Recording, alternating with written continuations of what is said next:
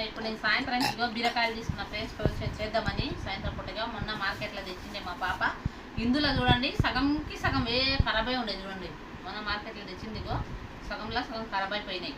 తెచ్చింది మాకు సస్తా ఇచ్చిందని తెచ్చింది.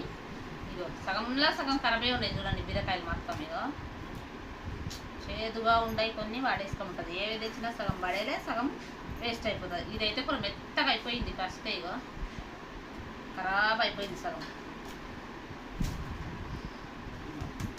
దూరం ఉండదు కూరగాయలు చల్లగా ఉందా.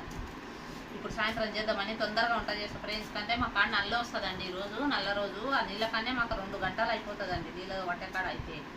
అందుకని ఇక డబ్బున బీరకాయ చేద్దాం. ఇది చాకుతో ఎందుకంటున్నట్టే ఇది చాలా ముదురైందండి, అందుకే దీంతోనే గీరుతుట్టి ముదురు చాలా ఉంది. ఇది బాగలేదు, సగంలో సగం ఖరాబ్ అయిపోయింది. దానికోసమే చాకుతో చేస్తున్నాయి. ఇప్పుడు సాయంత్రం చేస్తాయి. ఇప్పుడు కూరగాయలు బీరకాయ చేస్తాం. బీరకాయ రూపాయి గీత దాంట్లోనే ఉండదు చూడు.